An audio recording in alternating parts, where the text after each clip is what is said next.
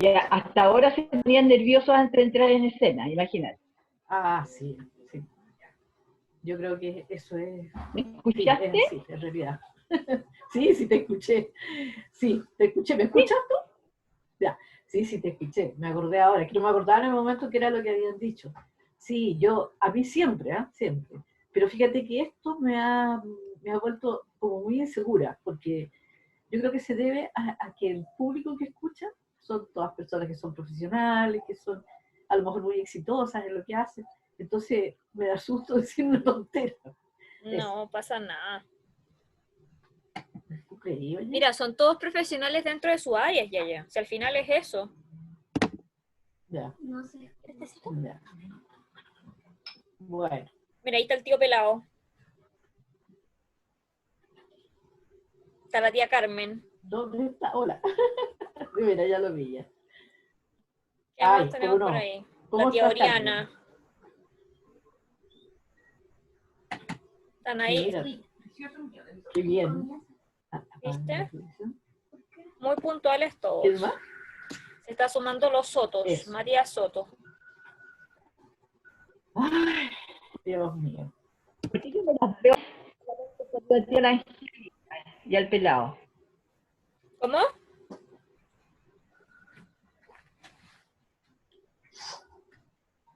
Entre los Sotos está Mauricio, ¿no? Se agregó como Matías Soto, pero Sí, puede está. ser todos los Soto. Ah, está ya. Es que. Ya. No, es que en un momento que le quiero preguntar una cosa, a propósito de algo que yo voy a contar hoy día. Pero en el momento. Muy Eso. bien. Ah, ya. Claro. Y preguntar en algún momento algo. Ya, Mati, vamos a ponernos allá nosotros. Nos vamos a cambiar de lugar. Cámbiese nomás, niña. Ay, qué terrible. Bueno. Oye, ya. Respira hondo, disfruta. Mira el tío Lobo. ¡Wow! ¿Y esa foto? ¿A dónde? ¿A dónde? Míralo. No lo veo? ¡Ay, regio él! Estupendo. ¿Viste?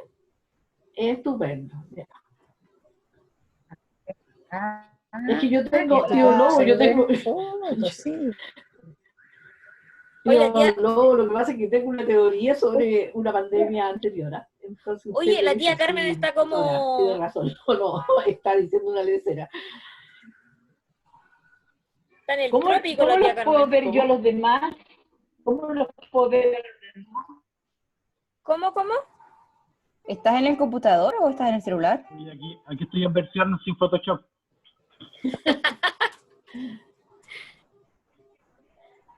Tienes que poner en el compo arriba a la derecha hay una flecha azul, tía Carmen. Y arriba de la flecha azul hay una especie como de cubo con hartos cuadraditos. Si aprietas ese, te vamos a aparecer todos así.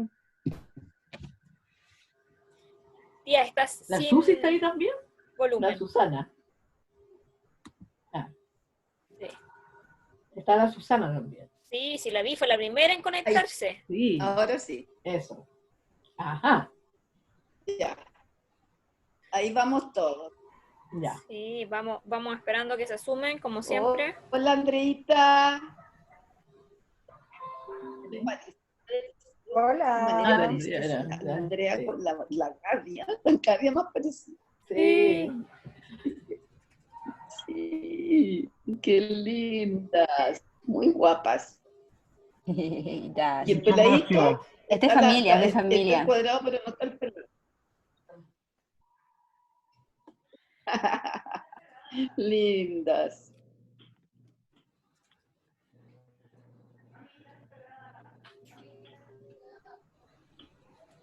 Vamos a esperar a que se sume. Vamos a esperar un minutito más para dar inicio, ¿ya? Primera vez que llego temprano. Sí. Bueno. Esta clase de hoy día. ¿Y no viste el video que mandé del profesor? ¿El profesor? Estoy ¿No igual. viste el video que te mandé del profesor? Sí, sí, te lo contesté. Sí, qué divertido. Al empezar a llegar los alumnos. Así voy a estar yo también. Sí. Muy simpático. Bueno. Eso, van a ir llegando. Espera. El pelado, ahora lo vi. Pero está sin audio el pelado. Ahí está. Ahí está. Hola, pelado. Hola.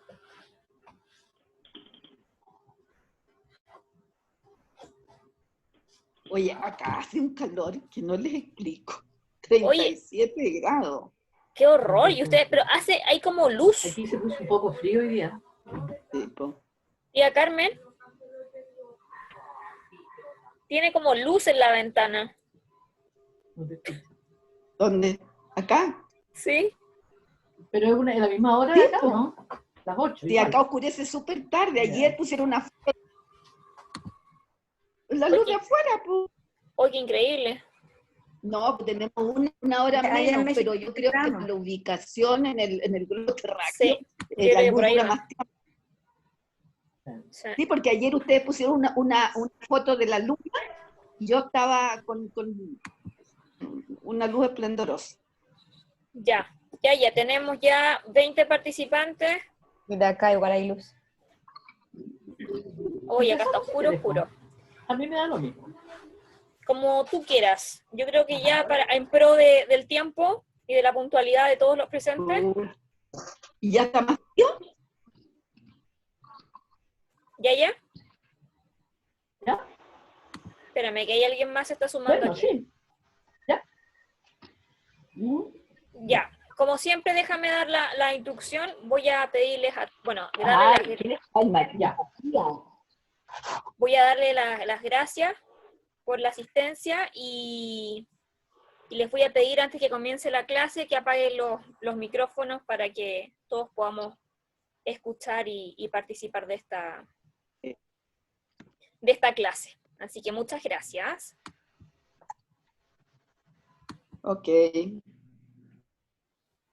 Entonces, ya. Ya, yo creo que esto sí va a ser la última clase, ¿eh? Y después vamos a tomar un receso, porque yo he visto que hay muchas otras cosas que se pueden hacer un jueves a las 8 de la noche. Hay música, hay teatro, hay otras actividades. Y porque la profesora, o sea, esta señora que está sentada acá, se pone muy nerviosa.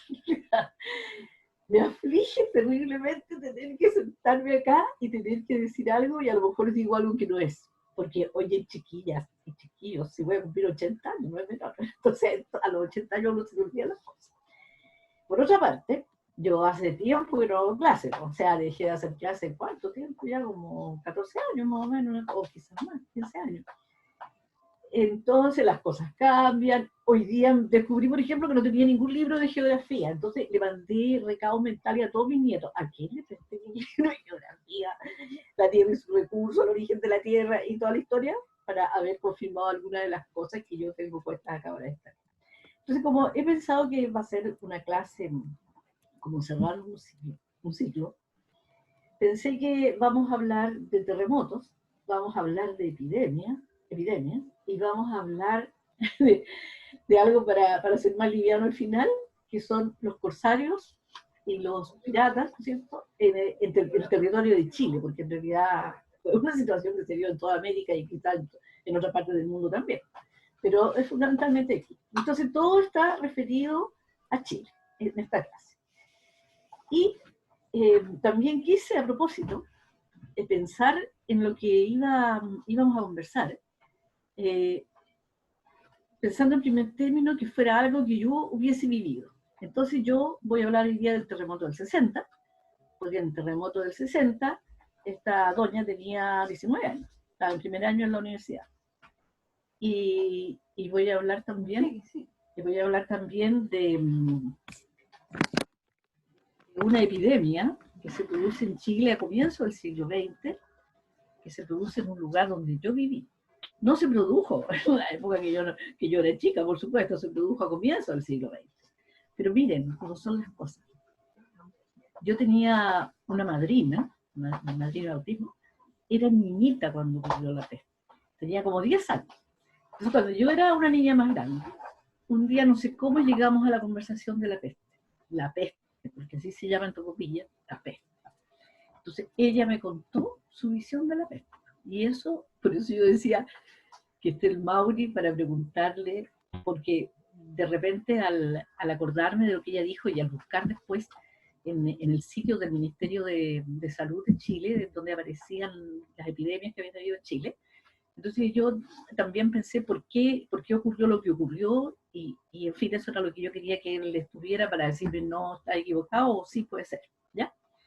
Entonces vamos a empezar por los terremotos. Y voy a empezar por el primer terremoto. Yo tengo 2 terremotos seleccionados aquí. El terremoto del 60, que yo lo viví, y el terremoto del siglo XVII, 1614 creo que es ese terremoto, ¿eh?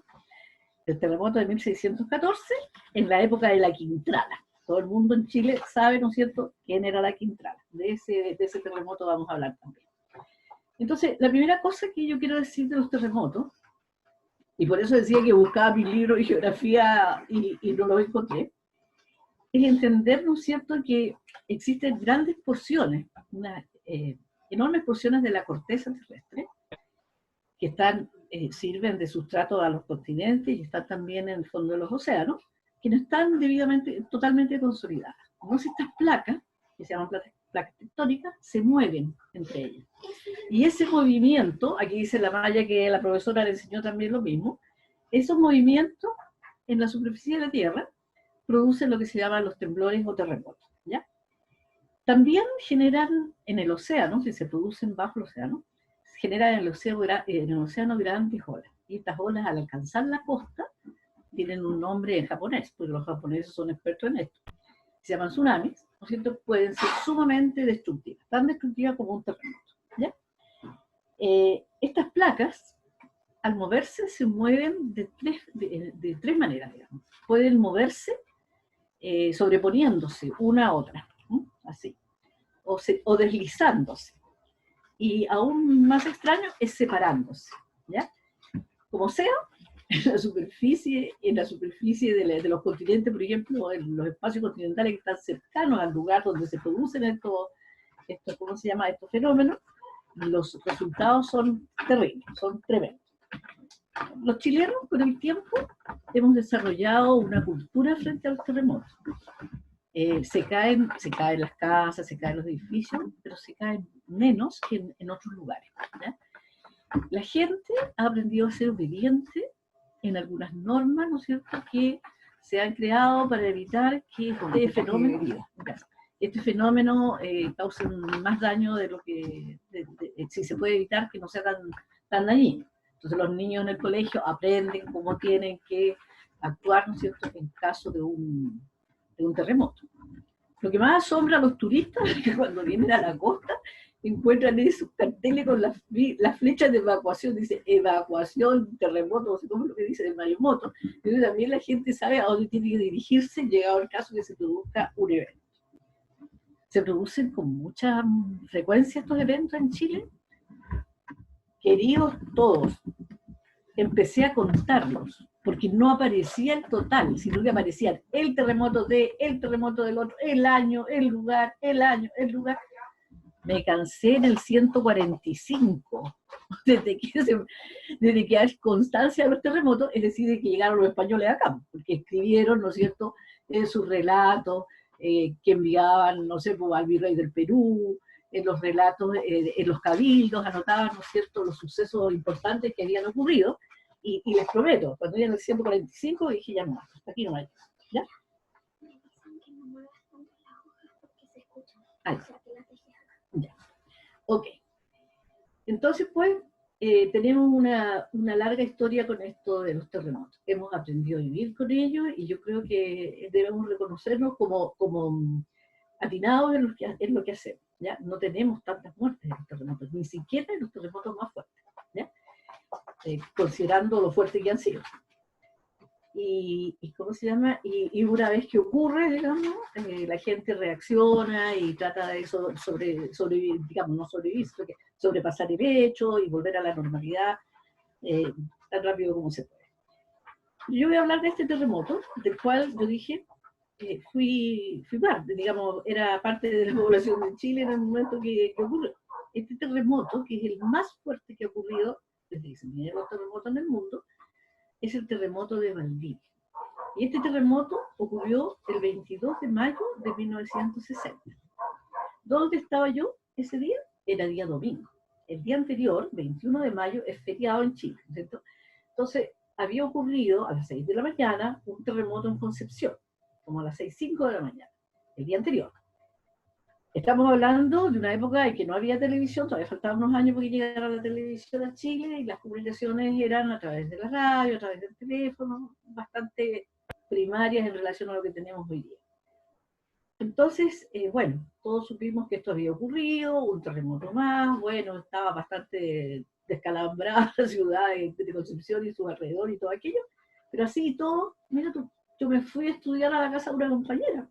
Ni siquiera alguien me dijo, oye, mijita, puede haber otro temblor más fuerte. No, me fui a la casa de mi amiga, estudiamos toda la mañana y después del almuerzo nos fuimos a estudiar al jardín, porque hacía frío, y nos subimos al auto del papá de mi amiga. Yo me senté atrás y ella adelante, y nos mirábamos las dos, mientras estábamos leyendo porque teníamos una prueba de historia el día lunes. Y yo de repente pensé que un auto había chocado el auto. Me fui para adelante y mi amiga me dice, ¿pero por qué te mueves? ¿Qué es lo que pasa? Y ahí nos dimos cuenta que estábamos sintiendo los efectos de este terrible terremoto, que no sabíamos dónde era ni nada, ni que era tan terrible, pero estábamos sintiendo los efectos del terremoto. Por supuesto que ahí se nos acabó el estudio y debo decir que el día lunes no hubo prueba porque estaba todo suspendido en el país. ¿Cómo ocurrió el terremoto en Valdivia en ese momento que yo relato que estaba en Santiago? Eran las 14:30, las 2:30 de la tarde, o quizá un poquito más, y este terremoto tuvo 14 minutos de duración. ¿Se pueden imaginar lo que son 14 minutos de temblor? Bueno, fue horrible. La medición de la magnitud del terremoto determinó que fue de 9,5. Por eso yo decía que es el más potente desde que se miden los terremotos, ¿cierto? El más potente que se ha medido hasta ahora. Y abarcó el terremoto una superficie igual a 400.000 kilómetros cuadrados. 400.000 kilómetros cuadrados es más de la mitad de Chile, porque Chile mide como 762.000 kilómetros cuadrados. Abarcó desde la cuarta región, desde la quinta región y hasta el sur. ¿Ya? Tremendo. Hasta pasado Valdivia, por supuesto. El terremoto de Valdivia se sintió a nivel planetario. Yo leí en alguna oportunidad, y por eso eché de menos mi libro de geografía, que la Tierra había vibrado no sé cuánto tiempo, creo que una semana. Los sismógrafos registraron una vibración en todos los lugares de la Tierra, producto de la inmensa energía desatada por el terremoto. ¿Ya? Se produjeron maremotos. Y además en la zona donde se produjo el epicentro, que era la región de Valdivia, entró en erupción el volcán Uyehue. Además de eso, se produjo un tsunami. Se produjeron 2 tsunamis en realidad, que llegaron contrariamente a lo que uno supone, porque el tsunami y los que hemos visto en estos últimos tiempos se demoran en cruzar el océano. Vienen a una gran velocidad, a 140 kilómetros por hora más o menos, pero como generalmente el foco del terremoto ha estado más adentro, más alejado del continente, se demoran y hay tiempo de señalar que viene un maremoto y también de no señalarlo, como ocurrió, ¿no es cierto?, en el último terremoto y que fue un verdadero desastre. ¿Ya? En este momento del maremoto de Valdivia se demoró 2 minutos en llegar. 2 minutos. Y la ola, la primera ola, medía, déjenme buscar, 8 metros de altura. Dios mío. 2 minutos después llegó la segunda ola. Medía 10 metros. 10 metros la cresta de la ola y luego, con la velocidad que trae y la fuerza que trae la ola, penetra al interior del continente. Leí también en una oportunidad, y no lo encontré ahora, lo busqué por si estaba con una noticia, que como eran las 2:30 de la tarde, en Chiloé, en Ancud, los pescadores volvían a sus casas ya. Habían trabajado mediodía porque era domingo y volvían. Y de repente se quedaron sin agua. Se bajaron del bote y corrieron hacia la costa. Pero porque el mar retrocedió tan rápidamente, comentaban que los peces se revolcaban en el fondo, en la arena, porque repentinamente los pececitos hombres se quedaron sin el medio. O a uno que era la vida y el otro el que los transportaba. Digamos. Entonces, eso que podría ser a lo mejor no cierto, no no lo busqué en realidad, pero me acuerdo de haberlo leído o que alguien me lo contó, son como pinceladas, ¿no es cierto?, de lo que realmente significa vivir un fenómeno como este. Además de las dos olas que llegaron a América, el tsunami también se generó en sentido inverso. Y se produjo un maremoto, o sea, la ola pasó por Rapa Nui, llegó a las Islas Hawái, llegó a Nueva Zelanda, llegó a la costa oeste de los Estados Unidos. En todos esos lugares se generó un maremoto, quizás no de la intensidad que se había generado en Chile, porque estaba más cerca del foco, digamos, pero así fue. ¿Ya? Fue realmente, realmente terrible. Imagínense ustedes, no sé si lo dije, que fueron 2 millones de personas afectadas por el terremoto. Yo me acuerdo, uno en ese tiempo iba al cine y miraba las noticias en un noticiero que daban en el cine antes de empezar la película. Y me acuerdo de haber ido al cine y haber visto lo catastrófico de todo, de las calles, de los pueblos, de las casas derrumbadas, de los barcos que entraron por la fuerza de la ola y quedaron en la plaza del lugar. O sea, ahí. La gente tan asustada, tan aterrada por lo que había pasado. Y esto me llevó a mí a querer comentarles dos situaciones a las que siempre asocio este suceso. Voy a empezar por el más terrible de los dos, porque el otro no es terrible, o sea, es terrible, pero es una cosa positiva. La primera, la primera sección a la que quiero referirme, y no sé si ustedes la saben, porque no es algo que se comente mucho. Pasado una semana, unos 10 días del terremoto, yo siempre pensé que habían sido carabineros, que habían ido a investigar en qué condiciones estaban algunas comunidades mapuches que vivían cerca de Corral. En Corral fue donde el barco llegó hasta la plaza y se hundió además Corral. Pero cuando lo busqué en Google, dice que eran dos antropólogos que habían estado estudiando a las comunidades mapuches y que creyeron que algo había pasado que no debía ser. Entonces ellos fueron hasta una comunidad que vivía muy cerca del mar y cerca de este puertito que les acabo de mencionar. Bueno, ellos encontraron rápidamente, o se dieron cuenta rápidamente, que ahí había ocurrido un hecho increíble. Se había realizado un ritual, un sacrificio, digamos, humano, en un niño de 6 años. ¿Cómo puede ser esto? La machi del lugar, esa pequeña comunidad, no sé, quizás gráficamente uno puede decirlo, se volvió atrás 400 años. Y ella y otros miembros de la comunidad entendieron que había que calmar al mar, había que calmar a los volcanes, y que lo que la tradición antigua decía era que había que sacrificar a un niño. Así que sacrificaron a un niñito de 6 años, que no tenía papá, que su mamá era empleada en Santiago, empleada doméstica en Santiago, y vivía con un abuelo. Ese niñito se llamaba José Pañecura, ¿ya? Y la machi, Juana Namoncura. Bueno, por supuesto que se supo la situación, seguramente los antropólogos informaron, llegó la policía, se los llevó, los llevaron, no sé, a Valdivia, supongo, y ahí se hizo un juicio. La machi contó después que el juicio fue terrible, terrible. Ella fue la que más sufrió. Sin embargo, y esto es como que es muy interesante de contarlo, el juez entendió que no hubo la intención de cometer un asesinato, sino que lo que había ocurrido ante el horror del evento del que todos estaban siendo víctimas, las personas de la ciudad y esta comunidad que vivía en la costa, en un lugar que se llamaba Coyileufu, ahí vivían, habían actuado conforme a ver, ¿cómo podría decir? Quizás a lo ancestral que está siempre en nosotros, ¿no es cierto? A todos nosotros nos pasan cosas que uno de repente dice, pero ¿de dónde me viene esto?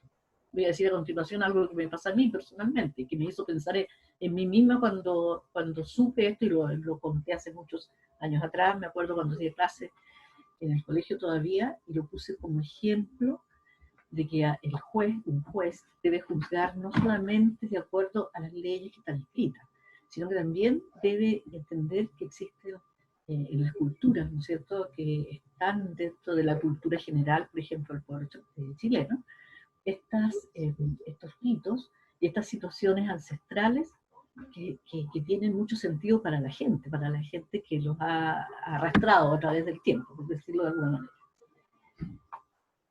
Este terrible hecho, bueno, significó que quedaran presos el abuelo del nieto, porque el abuelo fue el que lo entregó, y otra persona más, habían sido 5 personas.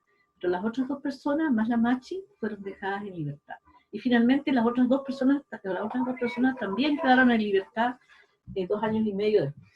Pero lo que dijo el juez en su oportunidad, no me acuerdo cómo se llamaba el juez, no lo tengo anotado aquí, fue que reconocer, digamos, que en un evento de la magnitud de este terremoto tan horroroso, la gente se había devuelto hacia atrás y había pensado que eso era lo que había que hacer.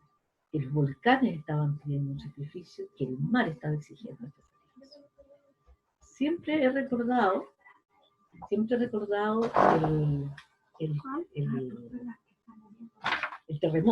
terremoto de Valdivia con este hecho terrible, y siempre lo he relatado el hecho porque me parece que es como un ejemplo tan bueno de cómo podemos pensar que somos una cosa, que somos un Estado, que somos una gente, que tenemos una manera de pensar que nos parece bien a todos, y sin embargo dentro de nosotros, en lo profundo de nuestro pueblo chileno, todavía existen creencias, ¿no es cierto?, como esta que se manifestó de esta manera y que afortunadamente, como dije, la Machi no fue sancionada porque fue entendido por el juez que hizo el juicio en relación a esta situación como algo que debía entenderse dentro del contexto que ya he señalado. Esto fue después el motivo de una tesis hecha por una alumna de la Universidad de Concepción, y fue publicada en inglés. Mucho tiempo después se conoció digamos, en los círculos, me imagino, que estudian estas cosas, en la escuela de Derecho, los abogados, los historiadores, digamos, conocieron este hecho.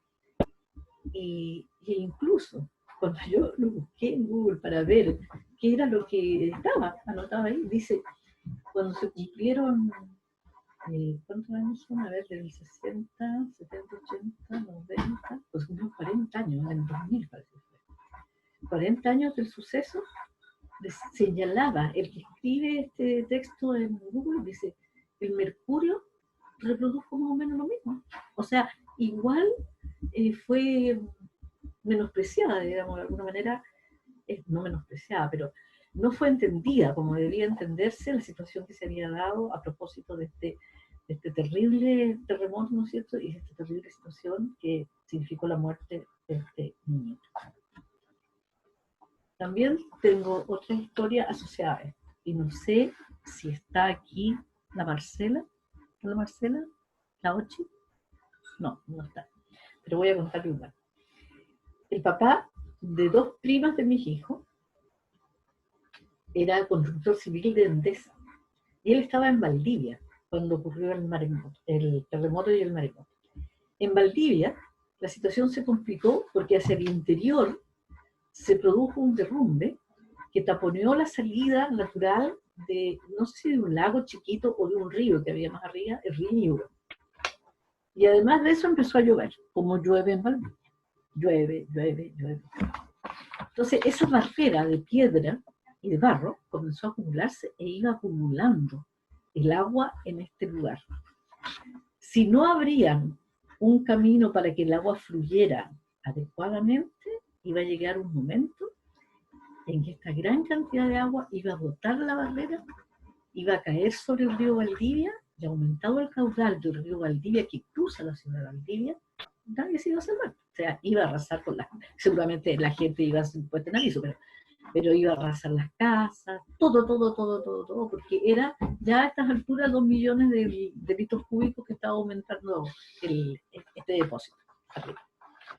Bueno, el papá de estas 2 primas de mis hijos, que son 2 personas encantadoras que siempre han estado aquí, o son 3 niñas, pero creo que 2 habían estado acá, estuvo ahí. Y miren lo extraordinario de este asunto.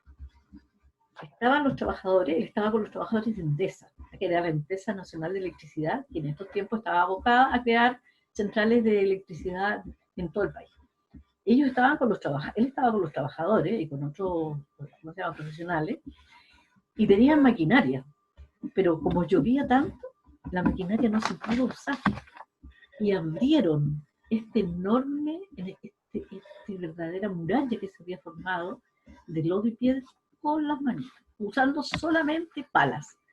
Lograron, trabajaron alrededor de no sé cuántos días, 4 días yo creo, hasta lograr dar una salida, un cauce, digamos, adecuado a esta cantidad de agua que se había acumulado y que ésta se deslizara, digamos, hacia el otro río, pero sin causar un desastre.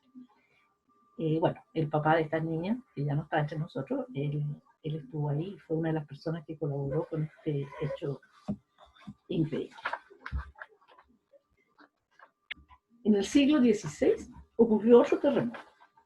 Ese terremoto se llama el terremoto de Santiago. Y ocurrió un 13 de mayo. Mayo parece que es de este terremoto, así que ocurrió, bueno, 13 de mayo, pero de 1647. ¿Ya?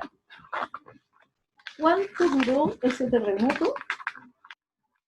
El obispo de Santiago, el obispo Alday, que sobrevivió al terremoto, escribió una carta a su jefe en Lima, de que Santiago dependía del virreinato de Lima en ese momento.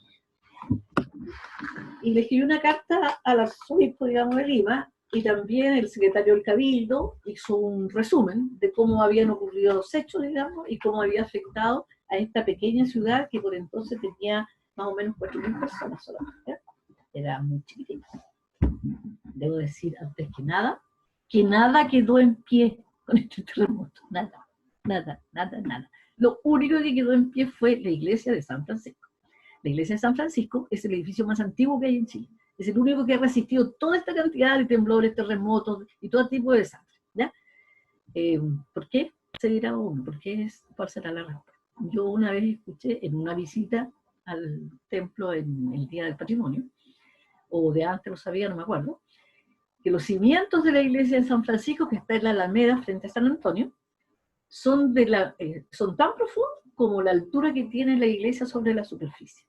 Entonces eso produce un anclaje muy adecuado, digamos, para sostener estas murallas, que afortunadamente cuando se ha hecho una recuperación del patrimonio hace unos 30 años atrás o 20 años atrás, tuvieron la habilidad de dejar las murallas al descubierto. Son murallas casi de 1 metro de grosor, y hechas de piedra de la época, imagínense, son sumamente pesadas. Bueno, lo único que quedó en pie fue la iglesia de San Francisco. Habían varias iglesias, como era usual que hubiese en las ciudades coloniales. Todas se vinieron abajo. Según se señala, los documentos de la época, quedaron, además de la iglesia de San Francisco, quedaron 2 cosas más paradas en la ciudad, porque todas las casas de las personas se vinieron abajo. Las 2 cosas que quedaron paradas fue la pared donde estaba la pila bautismal, creo, de la catedral. Esa que hay a la entrada, bueno, es la pila bautismal. Y la otra cosa que quedó en pie fue la pared de la iglesia de, no es de la Merced, bueno, otra iglesia que está ahí en el centro también, donde estaba un crucifijo con un Cristo muy medieval, está todavía puesto en el mismo lugar, esos Cristos que están enteros sangrantes, qué sé yo, con su corona de espinas. Este Cristo tenía una historia adicional. Este Cristo había pertenecido a una señora que las crónicas de la época se empeñaron en tratar muy mal, y que era apodada la Quintrala, ¿ya? Famosa la Quintrala de la historia, desde ese punto de vista, digamos, medio, ¿cómo se llama?, superficial, digamos.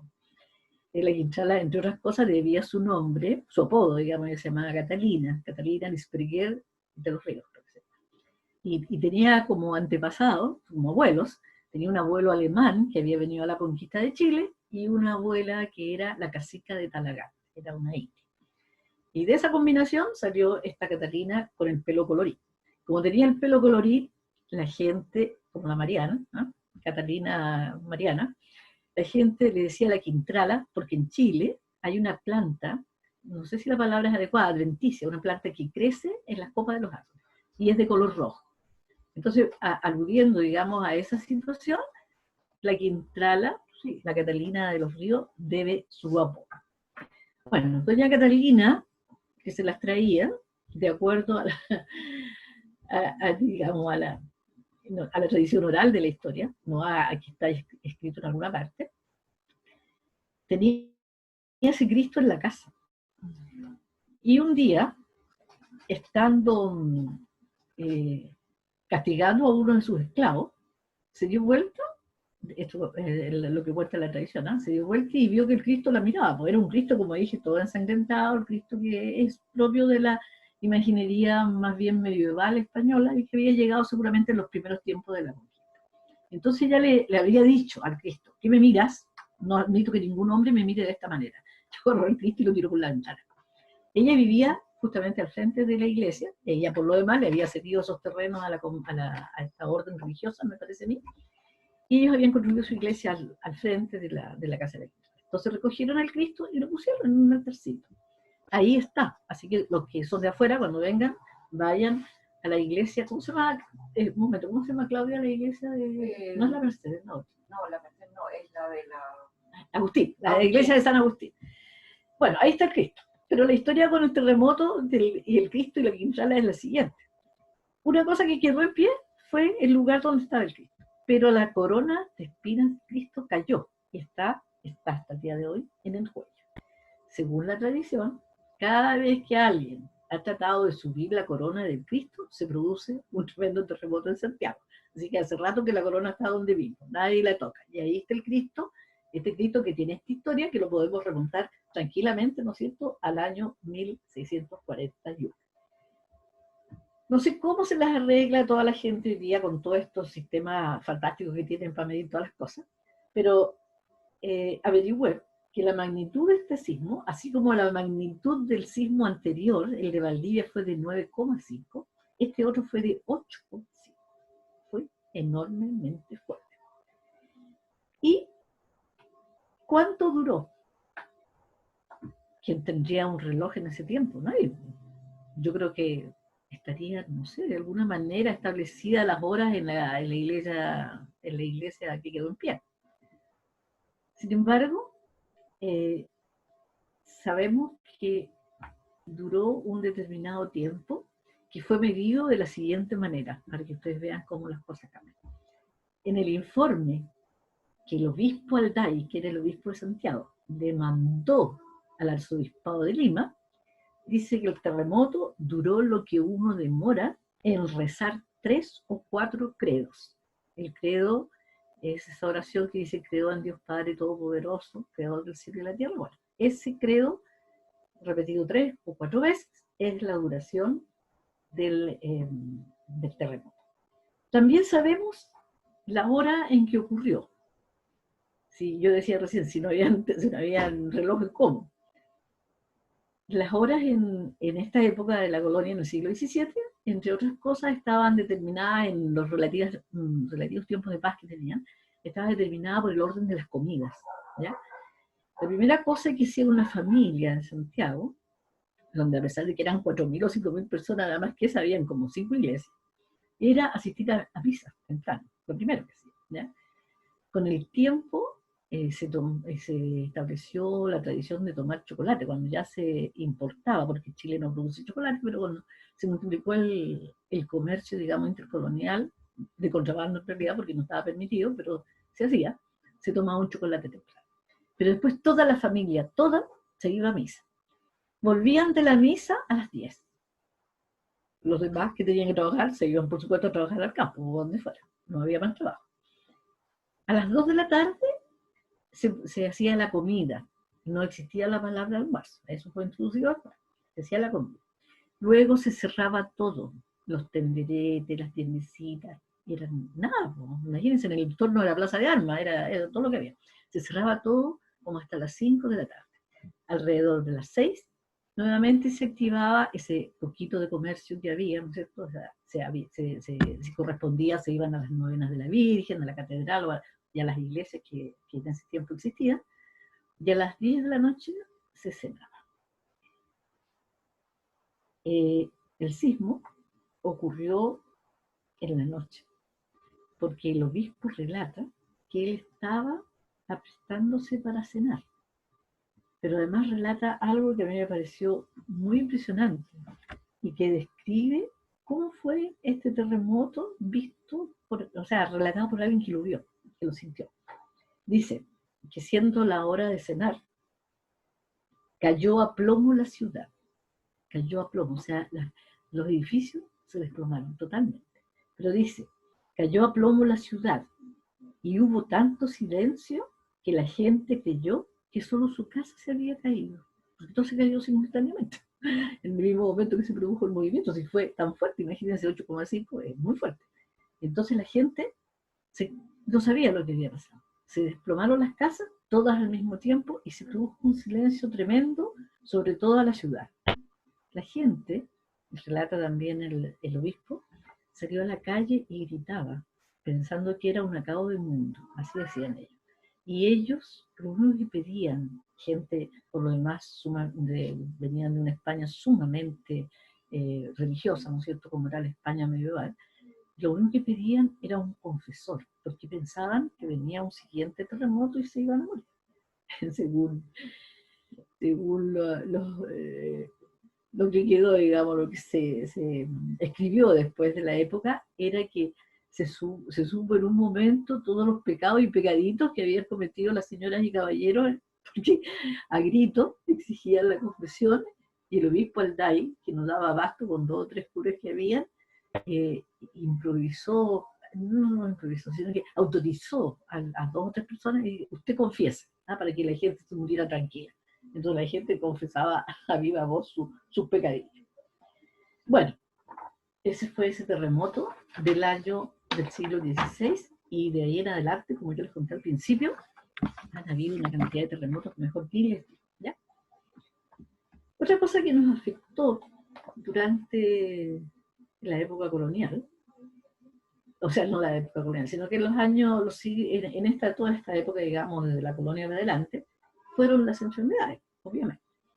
Pero yo elegí solamente una enfermedad para hablar con ustedes, porque es un lugar en donde yo viví, en donde yo nací, en donde viví buena parte de mi infancia, y después viví en otras oportunidades, siendo joven, recién casada, etc. Entonces, esto, cuando yo era chica, estaba todavía en la conversación de la gente. En 1912 se produjo en Tocopilla, que es un lugar muy pequeño que tiene, en su mejor tiempo habrá tenido 23.000 habitantes, pero hoy día debe tener como 20.000 más o menos, y eso era lo que tenía en 1912 también. Se produce una epidemia de fiebre amarilla. En Chile, a lo largo del momento que se registran estas cosas, que existe un servicio, digamos, que depende del Ministerio de Salud, ¿no es cierto?, del Ministerio del Interior seguramente también, que va registrando todos estos eventos que afectan a la población. Nosotros hemos tenido en Chile una serie, igual que en el resto de América en realidad, una serie de epidemias. Hemos tenido la viruela, la tuberculosis, el cólera, el sarampión, la poliomielitis, la tos convulsiva. Todas nosotros, mis hermanas y yo, fuimos de alguna manera víctimas de estas epidemias en un momento en que a lo mejor fue previo a que se crearan las vacunas que después impidieron su contagio, o que se crearan mejores condiciones medioambientales y médicas, digamos, para evitar que estas enfermedades se propagaran como se propagaban antes. Pero era terrible, ¿no? O sea, yo leí por ahí, no sé si lo anoté, a ver, en 1900, dice, la esperanza de vida al nacer en la mujer era 23 años y 6 meses. La esperanza de vida, o sea, lo que se esperaba que la gente viviera. El hombre era de 23 años, vivía menos que la mujer, igual que siempre. Hoy día, la esperanza de vida de la mujer es 81,8, o sea, 81 años, 8 meses. Y en el hombre son 76 años, 7. Imagínense, en un siglo, lo que ha hecho posible la mejor alimentación, la mejor educación, las mejores medidas preventivas, los mejores profesionales de salud, la mayor cantidad de profesionales de la salud, ¿no es cierto? No solamente médicos, sino que todas las demás áreas que están hoy día siendo posibles, digamos, de cubrir con profesionales de las distintas universidades que existen en el país. Pero en el tiempo de la fiebre amarilla, que ocurrió en este pequeño puerto del norte de Chile, que es la tierra de Alexis Sánchez también, ¿no? Recuerden, ¿no? Había un médico, yo creo, en el hospital, porque había uno en el muelle, se llamaba médico de muelle. Entonces, ¿cuál era digamos, la actividad económica de Tocopilla en este momento? O sea, Tocopilla en primer lugar había sido un puerto que había sido fundado en la época en que esta región, que hoy día es la segunda región de Chile, la región de Antofagasta, pertenecía a Bolivia. Después de la Guerra del Pacífico y firmado el pacto, el acuerdo de paz entre Bolivia y Chile, la región de Antofagasta pasó a ser Chile. Entonces, Chile adquirió este territorio, pero adquirió también las riquezas del salitre. No la riqueza en sí misma, porque estas quedaron explotadas siempre por empresarios extranjeros, ingleses sobre todo, alemanes, norteamericanos, ¿no es cierto?, que empezaron a explotar el cobre en esta época, y los ingleses explotaban el salitre y alemanes también, ¿ya? Ellos entonces trabajaban y tenían su industria minera en La Pampa, que es el sector del relieve del norte de Chile, que se extiende desde la cordillera de la costa hacia el este, en dirección a la cordillera de los Andes. En la segunda región, ese espacio de Chile es más grande, es más extenso que en ninguna otra parte del territorio nacional, ¿eh? Es la parte más extensa. Creo que mide como 400 kilómetros entre una cordillera y la cordillera de la costa, o la costa misma, no sé. Es bastante extenso. Pero, bueno, en ese sector entonces se encontraban estos establecimientos de salitre. Los ingleses, que siempre iban a la vanguardia de la tecnología y todas estas cosas, habían sido los primeros en crear los ferrocarriles. Entonces establecieron, un inglés en particular, que se hizo rico con esto, establecieron líneas de ferrocarril que sacaban el salitre desde sus establecimientos y los llevaban a la costa para embarcarlo en estos barcos que venían de dos partes del mundo a comprarlo, a cargarlo y a llevárselo. Los puertos eran Arica en el norte, pero en realidad era Iquique, el puerto salitrero Iquique, estaba también, no me acuerdo cómo se llama, bueno, que sigue después estaba Tocopilla, estaba Antofagasta, ¿ya?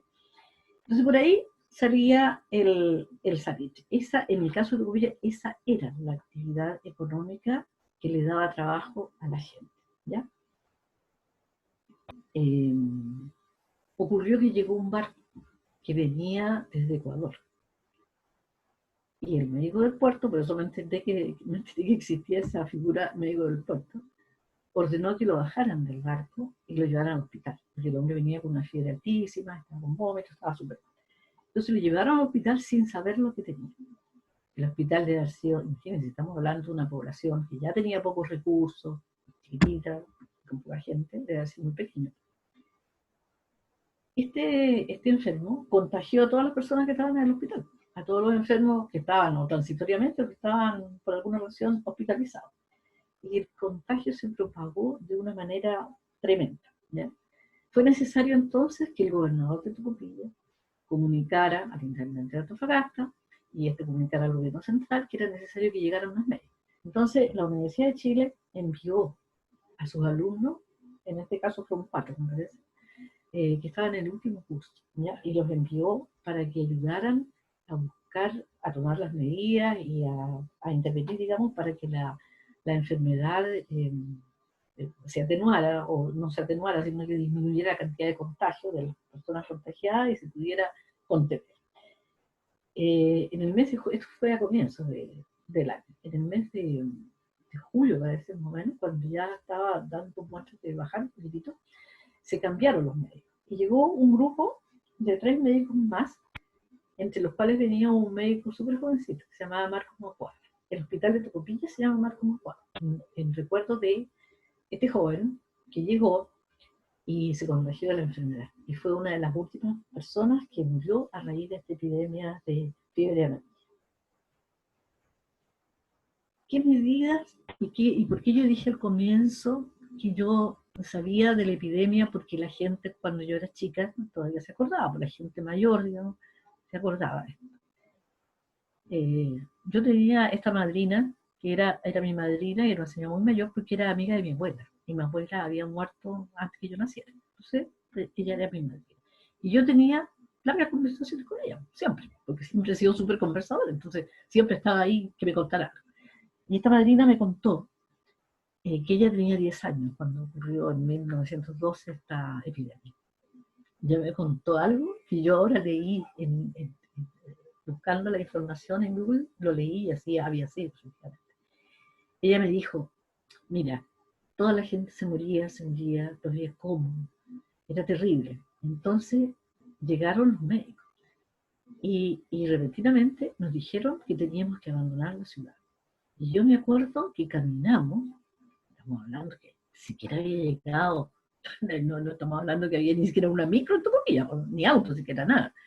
Caminamos hacia las playas que están al ingreso norte de Tocopilla, donde uno toma ahora el camino para ir a Antofagasta. Y desde allá miramos, ella pensó, ¿no? Miramos cómo incendiaban la ciudad. Terrible. Me dijo, estuvimos muchas horas, quizás me dijo, estuvimos días, yo no me acuerdo, pero incendiaron la ciudad. Bueno, yo la dejaba hablar nomás y ella me contaba y se acordaba de su familia, de sus padres, su madre, etc.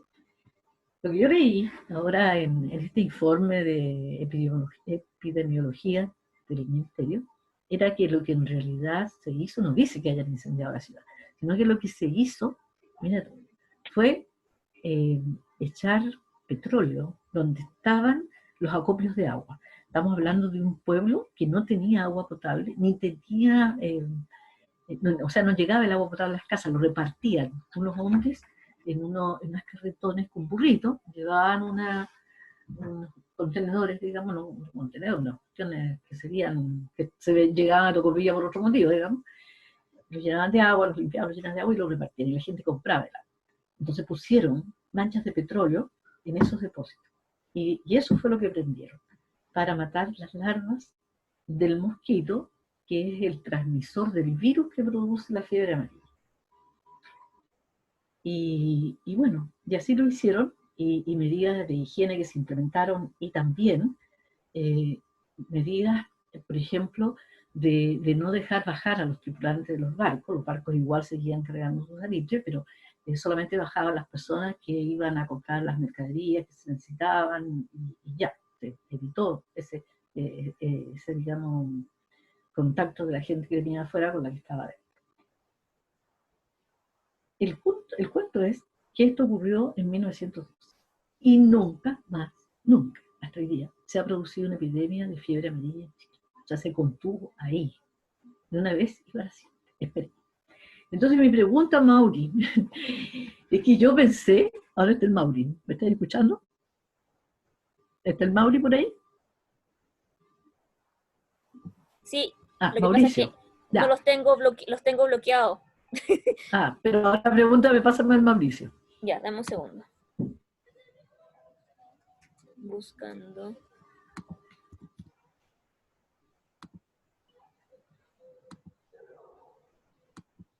Ahora sí. Ya, Mauri. Ya, hola, mira, me escuchaste lo último que dije. Entonces yo lo que pensé ayer cuando, o sea, en los días que preparé esta clase, fue por qué no se propagó el contagio a otros lugares. Y la respuesta que yo me di fue porque seguramente se lo propusieron, pero además las condiciones de aislamiento del puerto de Tocopilla, que han sido siempre así muy difíciles, contribuyó a que la gente no se moviera. Fue absolutamente cerrado al traslado de personas. Mira, no había cómo, porque había un ferrocarril, tú sabes que los ingleses construyeron ferrocarril de todas partes. Había un ferrocarril que está todavía en la huella, no sé si el ferrocarril seguirá funcionando, yo creo que funcionaba hasta unos pocos años atrás, que llevaba, o sea, que bajaba desde La Pampa con el salitre para embarcarlo a pulso, ¿ya? Porque no había ni siquiera grúas ni nada de eso. Los gallos con unos sacos grandes, con no sé qué cantidad de salitre, se subían a un bote y como veían se subían a los barcos y cargaban los barcos con salitre. Ese era un medio de comunicación. Después el otro medio digamos, de la forma como tú podías salir de Tocopilla era en barco, pero los barcos no llevaban gente a Tocopilla, además que nunca llevaron, porque no hubo nunca un muelle de pasajeros en Tocopilla. La gente se tenía que embarcar a Antofagasta para viajar en barco, que era muy frecuente, por supuesto, pero habitualmente la gente no se embarcaba en Tocopilla. Lo que se hacía era cargar, como te decía, a pulso el salitre en estos barcos salitreros. El otro acceso o salida de Tocopilla era la cuesta Barriles, que hoy día mismo es una cuesta difícil de subir. En un auto está llena de curvas y qué sé yo. En un tiempo más moderno, Tocopilla tuvo muchos años después un aeródromo. y los aviones de Lanchile, cuando existía Lanchile, aterrizaban y se llevaban a la gente todo. Pero en el momento que yo te estoy contando no existía. No existió hasta, ¿cuánto sería? A ver, hasta 1990, yo creo, un camino costero a Iquique. No existía. El único camino costero, que era una huella, era el que comunicaba Tocopilla con Antofagasta. Pero no habían buses, no habían autos, no había nada. Por lo tanto, yo lo que digo es que esas condiciones determinaron ¿cómo se dice? La concentración de la enfermedad solamente en Tocopilla y evitó que se propagara. Y es por eso que entiendo muy bien cuando dicen la medida es que todo el mundo se quede en la casa y que no salga a contagiar a los demás, ni salga de la ciudad, ni nada de eso. Bueno, eso era lo que yo te quería preguntar. Esa, supongo yo, que fue una causa eficiente para detener la epidemia. Mira, primero para responder, yo estaba pensando al principio cuando comenzaste la clase dijiste que no ibas a presentar más y siempre has comentado que te pones nervioso y yo decía, ay, pero ¿cómo? ¿Qué le cuesta una más y todo? Y cuando dijiste, y a ver si está Mauricio porque le voy a preguntar, me puse nervioso de inmediato, así que te entendí. Te entendí, bueno, dije, uy, ¿qué me va a preguntar? Pero, así que, y como dijiste que me iba a preguntar y me puse a mirar por acá y mirar hacia buscar porque yo pensé que la pregunta por el año iba por el lado de la gripe española que nos afectó unos años después, el año 1918, que claro. Así que voy a tratar de encadenar un poco la respuesta, pero en el fondo la fiebre amarilla en el fondo es causada por un virus que es transmitida por un vector que es un mosquito específico. Entonces requiere ese mosquito para ser transmitido. Por eso es lo que tú comentabas respecto del tratamiento que hicieron de identificar los lugares donde en el fondo había copios de agua y generar esa película de petróleo para poder en el fondo impedir que el oxígeno se metiera al agua y en el fondo asfixiar un poco, entre comillas, las larvas y los mosquitos. Y además parece que utilizaron como fumigación de azufre y otras cosas. Sí, no sé qué consecuencia habrá tenido eso sobre la salud después, pero por lo menos de fiebre amarilla ya no sufría, habrá sufrido alguna otra complicación. Entonces yo creo que también porque lo que estaba viendo es que también hubo una alerta inmediata de la Oficina Panamericana de la Salud en términos de establecer como medidas preventivas en el resto de las ciudades. Pero yo creo que ahí el factor tiene que ver con el tema del mosquito, que es un mosquito que vive en regiones más tropicales, subtropicales, que en el fondo limita la presencia de un tipo de epidemia de este tipo a una zona más norte, en el caso de Chile. Ahora la pregunta es ¿por qué se quedó solo en esa ciudad y no se fue para otra? Yo creo que en parte tiene que haber tenido con las medidas que hicieron en esas condiciones de bastante menos comunicación y bastante menos globalización que vinieron hoy en día, pero creo que el tema del mosquito fue determinante. ¿Y por qué creo eso? Porque después del año 18 llegaron a morir 40.000 personas en Chile por el tema de la gripe española. Entonces, te fijas ahí, el virus de la influenza no requiere un mosquito para propagarse, sino que la propagación es directa. Entonces, Chile siempre ha tenido cierta tradición de salud pública, entonces probablemente se tienen que haber puesto aplicado medidas similares para tratar de contener una vez que llegó la gripe española, pero dadas las características que el contagio es directo de persona a persona, no mediado por un mosquito, facilitó ahí la propagación. Así que yo creo que puede haber tenido que ver algo con eso, digamos, con el hecho de que sea propagado por un mosquito, y ahí están, y todo el ciclo del mosquito en el fondo, que la estrategia de controlarlo fue interrumpir el ciclo de reproducción del mosquito y eliminar este vector que transmitía este virus que generaba la fiebre amarilla. Bueno, yo siento que es un gran triunfo, digamos, sobre la enfermedad, ¿no es cierto? Como haya sido, aunque haya sido en una comunidad chiquitita. Bueno, esto, cuando estaba revisando, empecé a buscar, a propósito de la fiebre española, me acordé de la influenza del año 1957. Entonces estaban las medidas que se tomaron en el momento en que se produce esta influenza, de la cual yo también te puedo hablar porque yo tenía 17 años cuando la influenza española. Y déjenme contarle que llegué a una conclusión que nunca había establecido al respecto. Disculpen que les cuente esto más personal. el año 56, en mi colegio, que era un colegio experimental, un colegio donde se renovado, se decía, en ese tiempo se estaban experimentando las nuevas formas de enseñanza, nuevos programas, nuevas relaciones entre profesores y alumnos, etcétera, etcétera. Un colegio de niñas, el Liceo de Niñas de Antofagasta, había generado el gobierno estudiantil. Entonces, el año 56, en abril, yo estaba en tercero medio, en tercero humanidad, y fui candidata a la directiva, pues. Fui como vicepresidenta, y la presidenta era una alumna de sexto año humanidades de ese año. Entonces, cuando terminó el año, ella se fue a la universidad, que por lo demás estudió medicina, y yo me quedé temporalmente como vicepresidenta. En el mes de abril de ese año, hubo unas tremendas protestas en Santiago por el alza de los pasajes escolares en el gobierno de Carlos Ibáñez del Campo, que era un carajo. Entonces comenzaron a perseguir a los alumnos, los centros de alumnos se habían movilizado, los centros de alumnos de Santiago, obviamente, y hubo una ¿cómo se dice?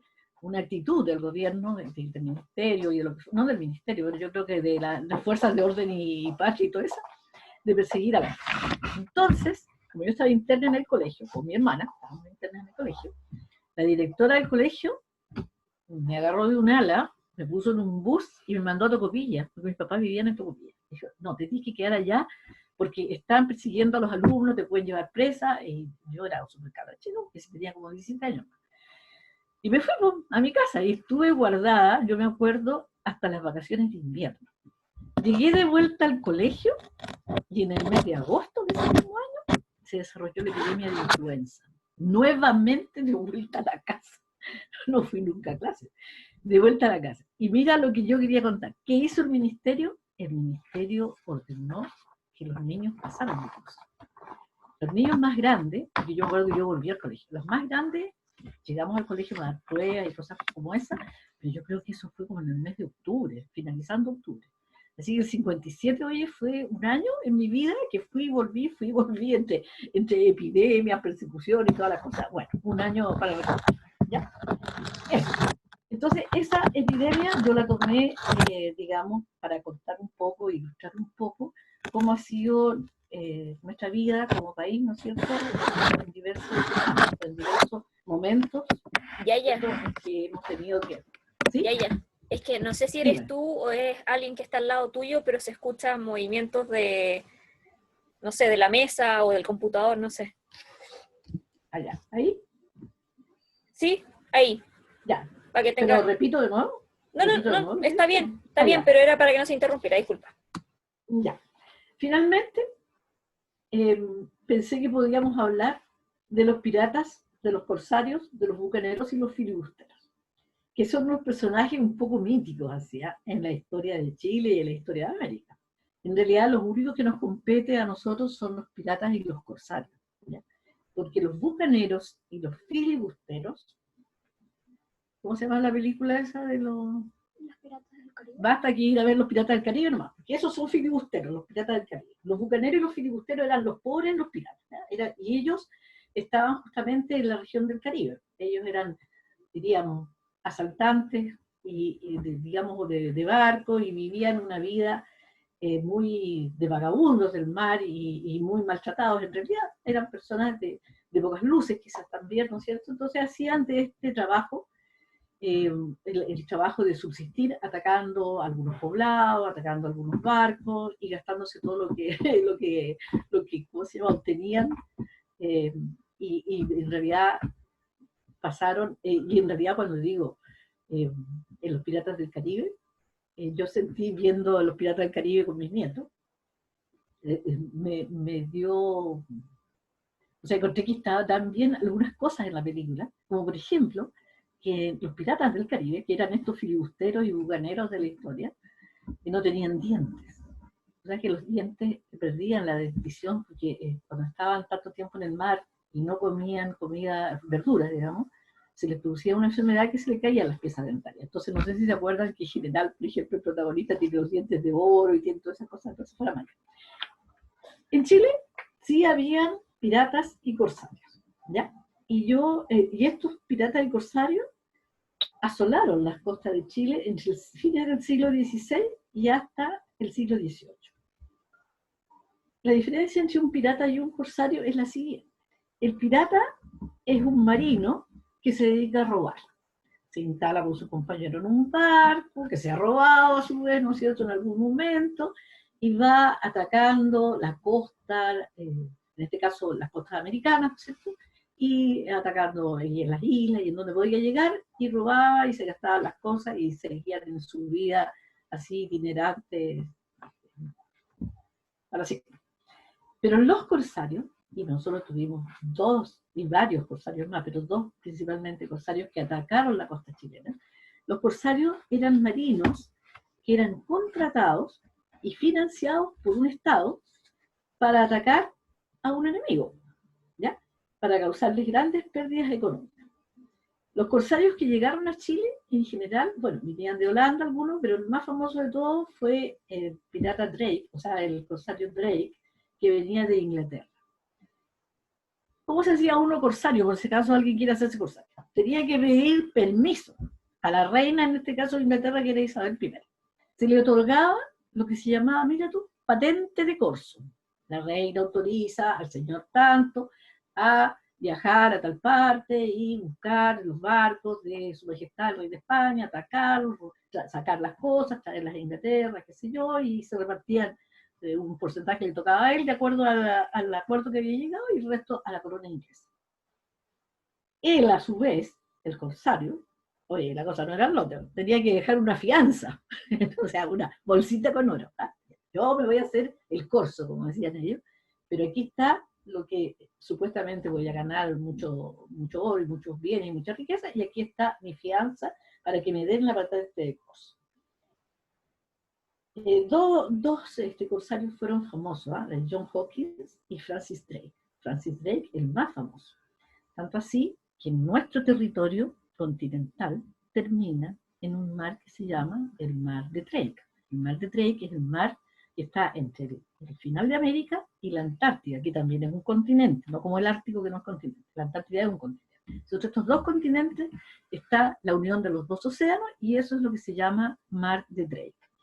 Bueno, Francis Drake y todos los demás venían desde Inglaterra, cruzaban el Atlántico, bordeaban América y entraban, a veces por el estrecho de Magallanes, que ya por entonces Magallanes ya lo había descubierto hacía mucho, y si no, daban la vuelta por el final de América, por donde el día está, no sé, no podía estar, sino que donde está, el Cabo de Horno, y digamos cruzaban el Mar de Drake. Y luego de ahí, bordeando la costa, que hoy día es la costa chilena, subían, porque su objetivo principal, ¿cuál era? Era encontrar los barcos con que su majestad, el rey de España, enviaba a recoger las riquezas mineras que le proporcionaban sus distintos lugares en América. Por ejemplo, el virreinato del Perú, que le proporcionaba una cantidad enorme, pero enorme, enorme de plata, y también de oro, que venía de Colombia, por ejemplo, Centroamérica, México, ¿ya? Entonces, estos barquitos que navegaban, y después posteriormente también además venían, los españoles habían ocupado las Filipinas, que se llaman Filipinas precisamente porque fueron a la época de Felipe II, que fueron los españoles que llegaron allá. Entonces, también los españoles habían creado un comercio con las Filipinas. Había un barco que se llamaba el Galeón de Manila. Manila es la capital de Filipinas. El barco este venía, cruzaba el Pacífico y avanzaba bordeando la costa americana y llegando a los puntos en donde se podía desarrollar el comercio, el intercambio comercial, y en donde además se transaban estas cosas que se encontraban en los distintos lugares. Bueno, Francis Drake era famosísimo en encontrarse con estos barcos y, ¿cómo se llama?, quitarle los bienes o las cosas que habían conseguido. ¿Cuándo se les acabó esto? Oye, no hay que confiar nunca en los gobiernos. En el siglo XVIII, Inglaterra, Holanda, que también era el que daba patente de cosas, Holanda, Inglaterra y España, firmaron el Tratado de Utrecht.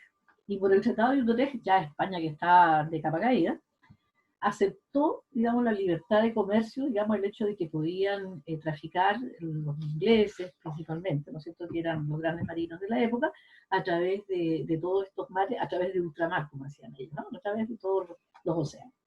Entonces ya no fue necesaria la figura del corsario. Los corsarios ya quedaron en decadencia. Pero nosotros los chilenos guardamos todavía algo de los corsarios, y en particular del corsario Drake. Porque al final de sus años de corsario, Drake llevaba un tesoro incalculable que se supone tenía 400 kilos de oro y de piedras preciosas. Nunca llegó a Inglaterra. Nunca llegó a Inglaterra. ¿Dónde quedó ese tesoro? Ese es el dilema, porque en la pequeña historia chilena, en la historieta, digamos, existen muchos lugares en donde la gente verdaderamente cree que tiene buenos datos para saber que ahí está el tesoro de Drake. Uno de los lugares donde más se busca el tesoro de Drake es en Coquimbo, ¿ya? Porque Coquimbo, que era en ese tiempo el puerto de La Serena, es todavía el puerto de La Serena, La Serena no tiene puerto, ¿cierto? Tiene Coquimbo. Era donde llegaban estos piratas y estos corsarios y arrasaban con todas las iglesias que había en La Serena, y La Serena también tenía algunas minas de plata, ¿no es cierto?, de cobre y de plata. Entonces habían en las iglesias, por ejemplo, candelabros, cupones, y todas esas cosas que estaban hechas con plata, y ellos procedían a robarlo, a incendiar la ciudad, a llevarse a las niñas, y qué sé yo. Entonces mucha gente cree que está enterrado en Coquimbo.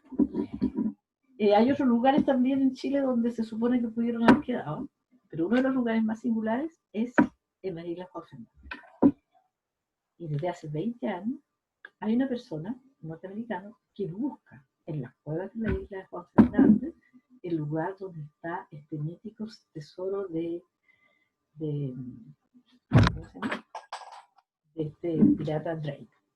Nosotros tenemos un amigo en la familia que es arqueólogo, y él trabajó en los primeros tiempos con este señor, y efectivamente él nos ha contado cosas muy anecdóticas y muy simpáticas de la forma como han buscado, digamos, el tesoro en los distintos lugares de Juan Fernández. Este año la comunidad de Juan Fernández no quería que este señor estuviera ahí, pero el gobierno le concedió, no sé, el gobierno o la gobernación de Juan Fernández le concedió el derecho, y ha estado trabajando todo este año buscando ese tesoro, que de encontrarlo solamente podría obtener, creo que el 20% del tesoro, porque el tesoro es propiedad del Estado chileno si es que se encuentra, ¿ya? Y solamente a él le quedan ese 20%, que debe ser mucho, mucho de todas maneras, supuestamente, ya que le pone tanto empeño en seguir buscando. Y eso, chiquillos, eso era esta clase más cortita, y sobre estos temas que yo espero los hayan entretenido, por lo menos, ¿ya? Así que, bien, aquí estamos. ¿Alguna pregunta? Ahí está ahí. La Paloma Márquez. Hola, Paloma, ¿cómo te va? Linda. ¿Quién más? Nuestra amiga, aquí está ahí la Carmen. Y al lado de la Carmen, ¿quién está ahí? La Susa. ¿Susana eres tú?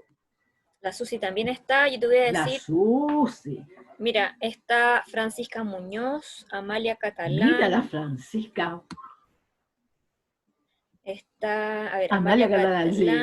Catalán. Está, ahí están, la Mónica, la Andrea, está Raúl, la Gaby, la Carmen, el Pelao, tus hijos todos. ¿Está Raúl? ¿Está Raúl? Está Raúl Valenzuela, sí. Raúl Valenzuela, ¿dónde estás? Aquí estoy, pero estoy ¿en qué? Allá. ¿Cómo se llama? Sin cámara.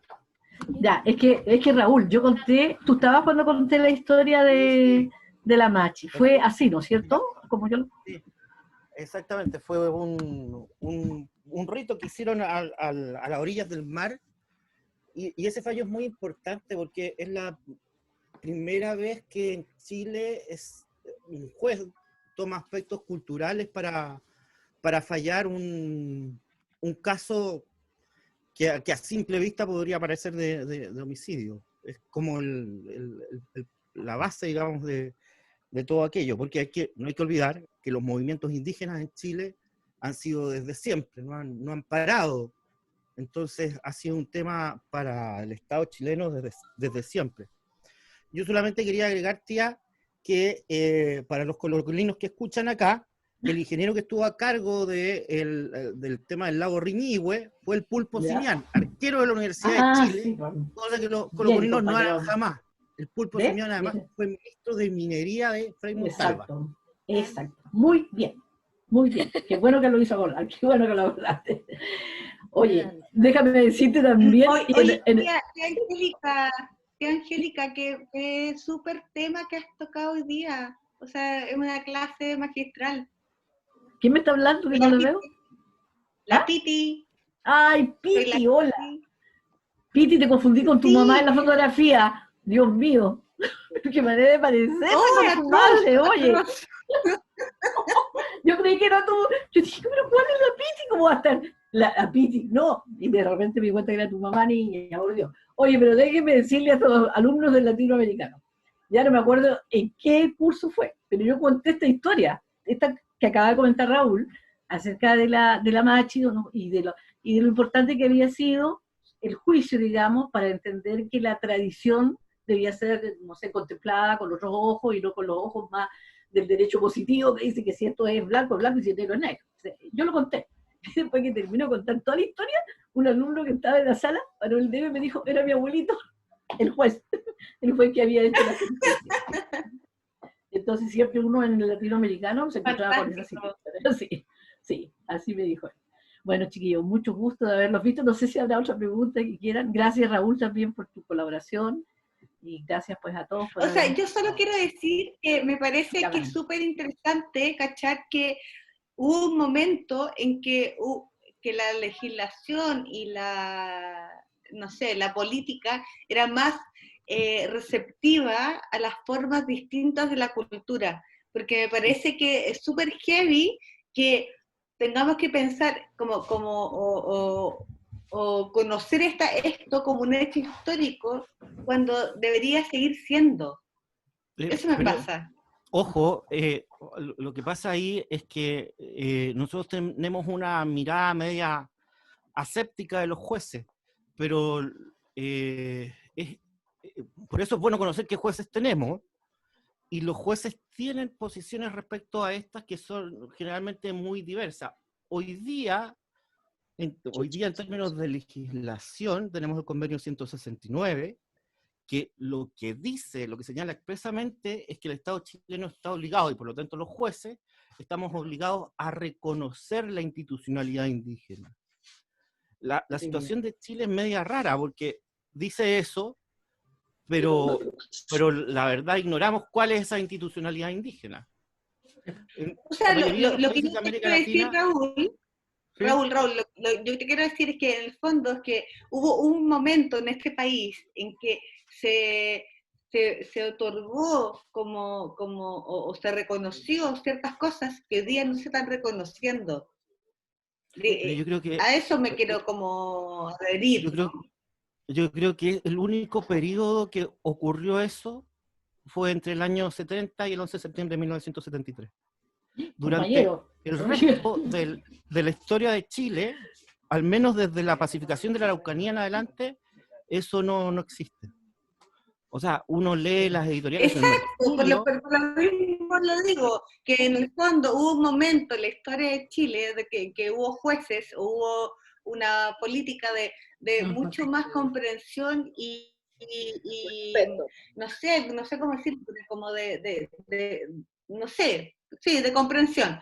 Pero el tema es que como lo que nos está pasando ahora es que ahora le están quitando o sea, en la Araucanía le están, no sé, pues restringiendo la venta de las huertas familiares a los mapuches, ¿entiendes?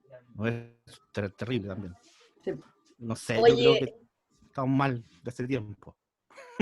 Angélica. Dígame, ¿qué me habla? No, la Carmen.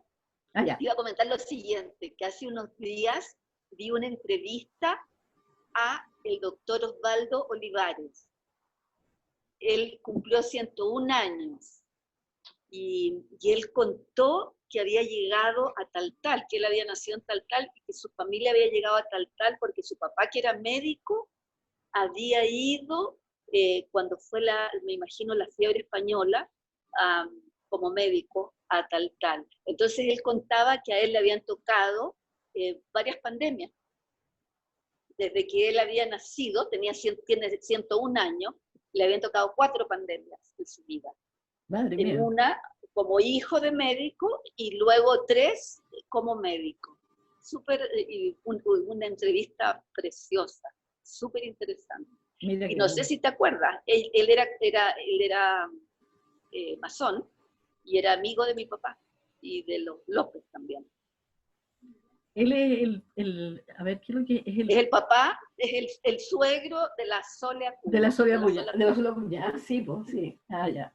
Bueno, y la Sola Acuña, Oye, pero la entrevista preciosa. ya. Bueno, muy Oye, bien, pues, chiquillo. eso, Dígame. mi mamá, Dígame, ¿dónde estás, querida hija mía? Ah, ya te vi. La Leiki. Dígame. Sí.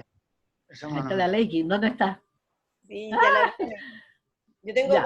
varias colegas mías aquí en esta reunión que tenemos en este minuto. quiero mucho, tía. Linda, preciosa, yo a ti. Ya, dígame. Quería decir que para todos los que vayan alguna vez al norte y los que son del norte, uno pueden visualizar en los cementerios de la Salitrera la cantidad de niños sí, que no. murieron entre 1912 y 1920, más o menos. Sí. La mayoría de las tumbas de la Salitrera, en alguna época del año, no recuerdo cuál, les colocan unas flores de papel blanco. Y si ustedes se detienen un minuto a mirar, la mayoría de las tumbas de ese lugar o son prostitutas, donde van a ver ustedes los nombres de fantasías que ellas tenían, o niños. Y los niños son todos chiquititos, todos chiquititos. Y en esto también quiero hacer un recuerdo, un homenaje a la hermana mayor de mi papá. La hermana mayor de mi papá murió precisamente, yo creo que era la fiebre española, por lo que dijo el lobo, por lo que dijo Mauricio. Por la No, fecha. no, yo era creo fiebre que amarilla. No fue fiebre amarilla. Fiebre Fue amarilla. fue la epidemia de 1935, fue de tifus. Bueno, o tifus. Fue por el tifus. Pero ella murió y quizás sería bueno que tú dijeras cómo te enteraste, porque esa historia ni mi papá sabía, porque pareciera ser que antes los abuelitos no contaban mucho lo que pasaba, el pasado de su familia. Te la contó a ti mi abuelita Julia. Sí, pero si lo cuento me va a poner a llorar. No, ella... ay. Se sacaban de las casas a los enfermos y se los llevaba a un lugar, a un recinto, que en el caso de Tocopilla, porque vivía en Tocopilla, se había construido al lado del cementerio. Estaba todavía, hasta hace poco, en ese recinto, quedaban solamente las paredes, ¿ya? Un recinto como hecho como de piedra, era como muy raro. Ya, estaba ahí. Se llamaba el Lazareto, y en ese lugar ponían a los enfermos terminales, me imagino, o con infecciones que era la forma que pensaban se podía evitar se propagaran. Entonces, bueno, estábamos conversando esto, y de repente mi suegra, que estaba muy viejita, se paró, y dijo, y la nombró, y dijo, Normita, ¿dónde está? Terrible. No. Sí, pues. Era de la casa. Era un lugar como para hacer la cuarentena como... Le quitaron a la guagua de 2 años ahora, porque estaba enferma, se la llevaron. Y nunca más la vio. Ay, eso es lo que... Terrible. Yo les quiero contar porque de repente uno relata cosas, relata las anécdotas, no sé, trata de que una historia siempre sea como positiva, llena de anécdotas, etcétera, pero también hay un dolor abajo y que no hay que olvidarlo. Y eso es lo que produce una pandemia.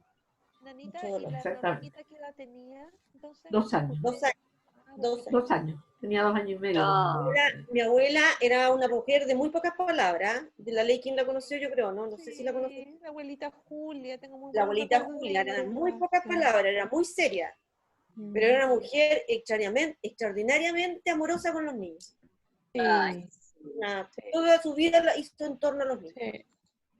Y no los adultos, ojo, que no quería tanto los adultos como los niños. Y el abuelito Juan también era muy divertido. Ay, era muy Bueno, precioso.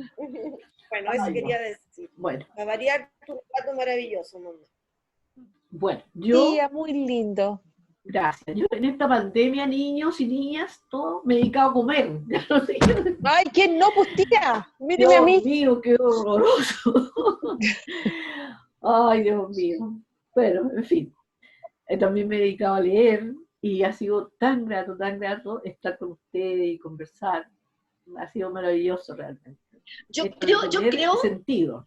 ¿Sí? yo creo que esta pandemia ha sacado también lo mejor de las personas, en el sentido de que cada uno como que se ha reinventado, ha vuelto atrás a hacer cosas que antes no hacía, a cocinar cosas. Yo he hecho desde sémola con leche, encontré una sémola en el fondo de mi freezer, que la había traído hacía como 10 años, he hecho sémola con leche, he hecho pan amasado, todas las cosas, hasta hice mote con huesillo, con un mote que me regaló el Coca Mendoza hace 12 años, me dejó un mote, o 10 años atrás, un mote de herencia, y hice mote con huesillo. O sea, te digo, todos, he visto yo a través de las redes, hacen cosas que antes no hacían.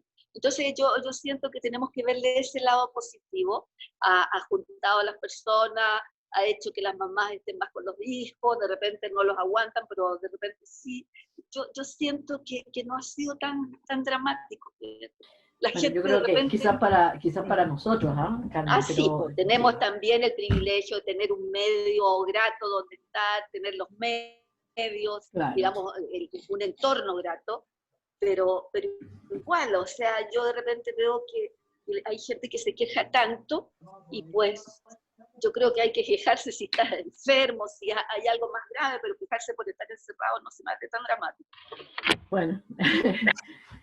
Oye, tiene que ver tía, también, maravilloso. sí. Déjenme, Yo estoy demasiado feliz con tus clases online. Demasiado feliz. Me Cristina, encantan. linda. Me encanta, Yo me encanta. aquí estoy, cuando quieran. Y yo no, y sigue con mirándolo. más. ¿Y sigue qué?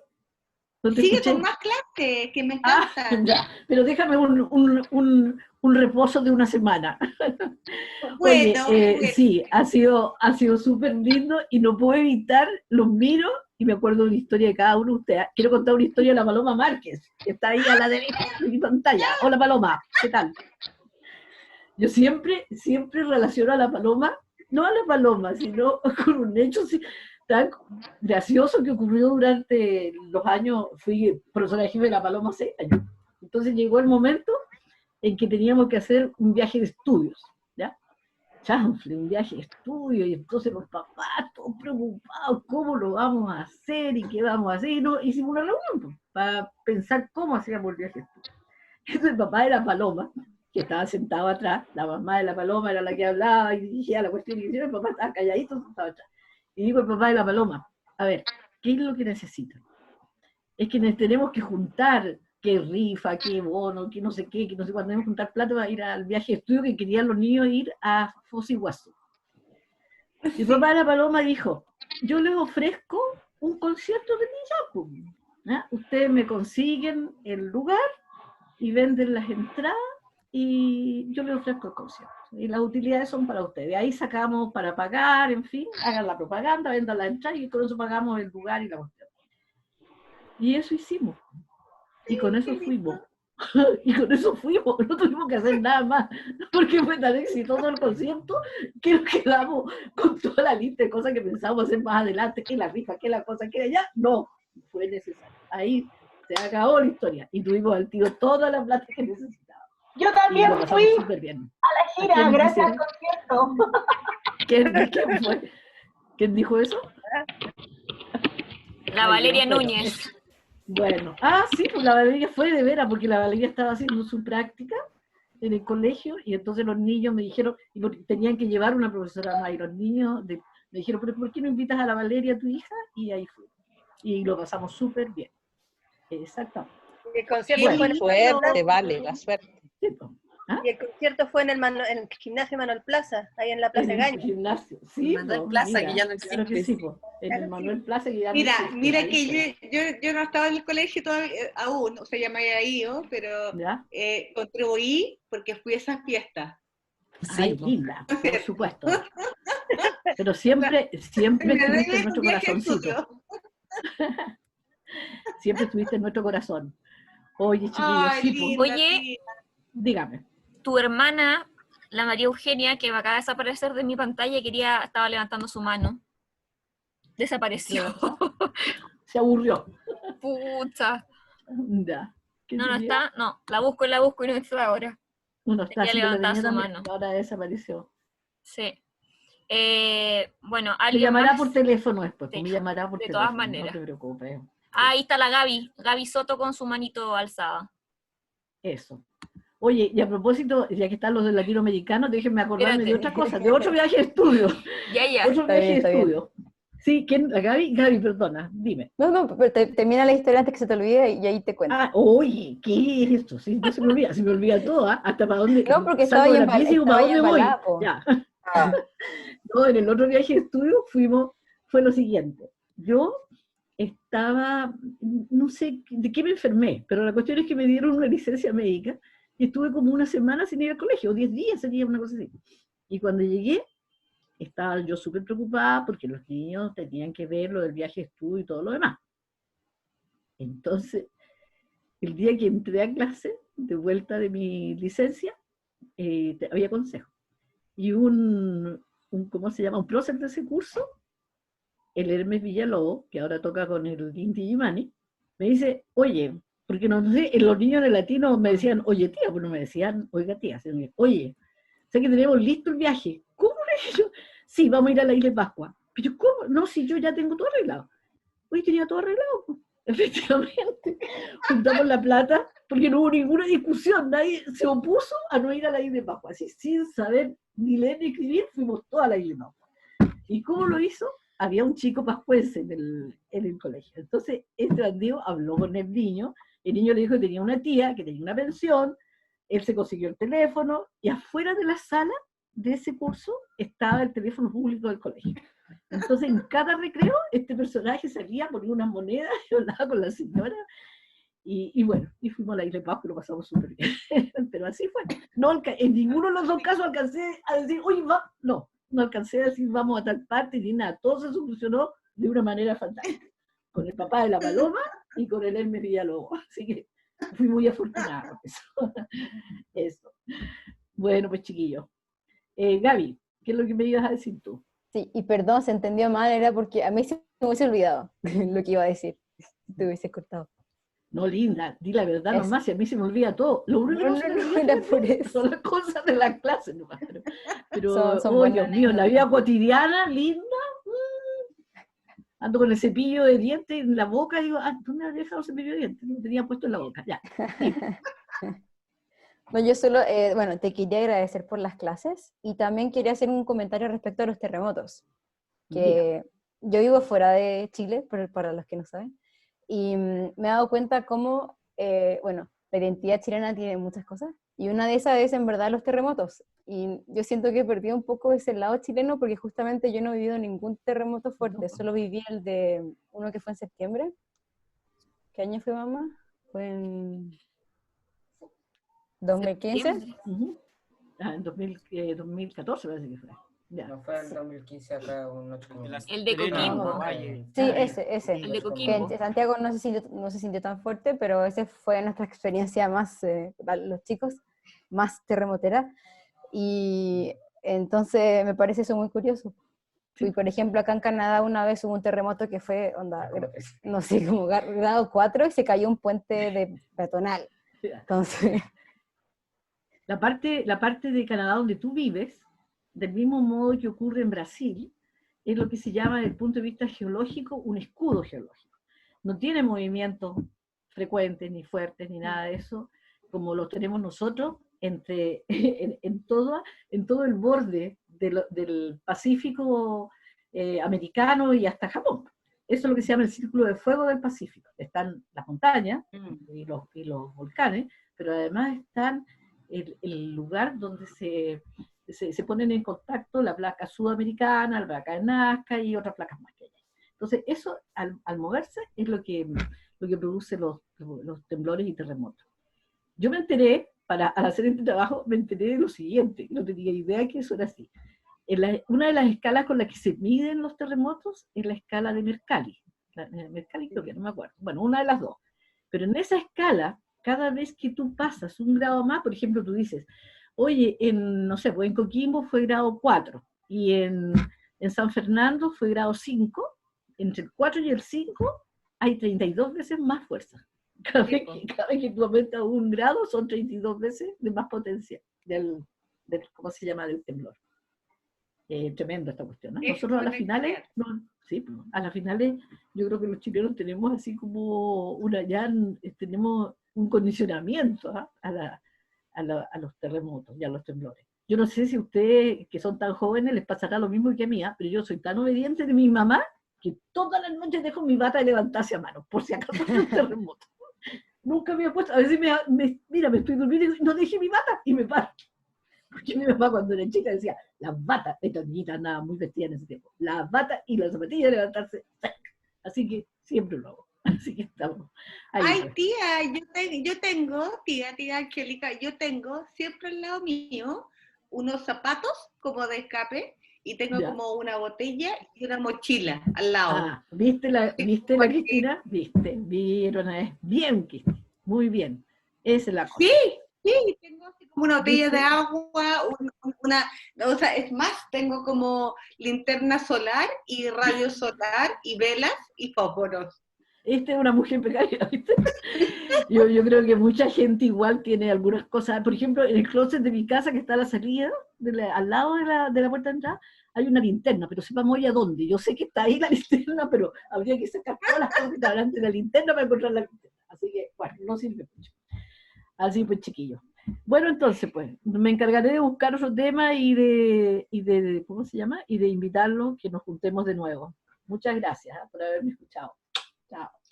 Gracias. Gracias, tía. Gracias. Bueno, Gracias, tía, por todo. Gracias. Carmencita, chao, Nana, Marianita, Valeria, Claudia. Chao. Máximo. Oye, gracias, Yaya. Ya, de nada. Gracias, tía. Gracias a usted. Te llamo más ratito. Ya, gracias. Ok, no hay problema.